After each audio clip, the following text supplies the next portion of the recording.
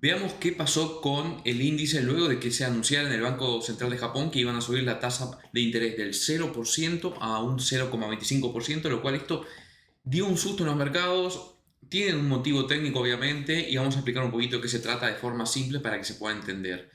¿De qué consiste esto? Básicamente, el Banco de Japón daba una tasa del 0% hace 30 años, es decir, que los inversores podían pedir prestado dinero a tasa cero, y muchos lo que hacían, obviamente, al ver esto es pedir un préstamo a tasa cero y meterlo en otros activos que den mejor rendimiento, como puede ser, por ejemplo, unos Treasury Bills o, por ejemplo, acciones.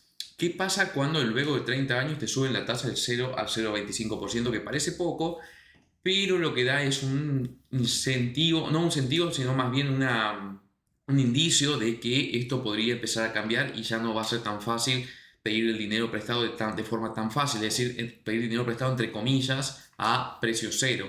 Entonces, ¿qué fue lo que pasó? Claro, los inversores van a tener que reacomodar esto y decir, bueno, vendo algunos activos y devuelvo el dinero que tengo ahora a una tasa más alta que la que tenía anteriormente, y que además, si hay una modificación luego de 30 años, como que da cierto indicio de que esto no va a seguir así todo el tiempo y puede llegar a cambiar la tendencia. De hecho, por ende entra un miedo y empiezan a vender y reacomodar. Ahora, en todo este quilombo, por así decirlo, lo que tenemos es que empiezan a vender, como empiezan a vender, se empieza a caer, y muchas inversiones o muchos grupos o muchas inversiones que están sobre apalancadas tienen que volver a renivelar el riesgo. Es decir, que si están muy expuestos a activos de riesgo y cae todo, esto lo que tienen que hacer es volver a renivelar el riesgo, por ende vender algunos activos, seguir activos más seguros o repartir o ir a cash o lo que sea. Todo esto fue lo que generó más o menos un panic sell que se vio el día lunes, que bueno, cayó fuertemente. La bolsa de Japón cayó todavía más fuerte. Vamos a ver esto en los índices ahora, así que para eso pasemos a la pantalla y veamos de qué estoy hablando. En ese sentido, acá tenemos lo que sería el Nikkei. Vemos que cayó muy fuerte todo esto de acá que cayó. Vamos a ver desde el día jueves hasta el día de ayer cayó un 20% casi. Estamos hablando de un índice, ¿no? Recuerden que no estamos hablando de una acción. Y lo que estamos hablando también con el Spike, que el S&P 500, vemos que tuvo una reacción similar, pero rebotó bastante bien. Es decir, abrió muy fuerte a la baja. Vemos que dejó de hecho un gap que casi lo cierra hoy. O sea, si vemos solamente las mechas, diríamos que se cerró.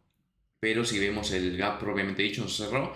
Pero si vemos del viernes al día lunes, cayó un 4,3%, que es la mayor caída de septiembre de 2022, lo cual es una caída importante que hay que tener en cuenta. Ahora, esto como se puede ver, estamos hablando de que el mercado de Estados Unidos tiene una tasa del 5% que la quieren bajar incluso a la inversa de lo que hizo Japón básicamente. Por lo tanto, mi opinión particular es que está medio desligado, no hay tan fuerte la vinculación como para decir esto, ¿no? Y bueno, se puede ver que el mercado recuperó fuertemente al día siguiente, hoy ya está volviendo a repuntar para arriba y parecería que quiere hacer un cierre de gap. Veremos cómo sigue, pero se ve bastante bien en términos generales.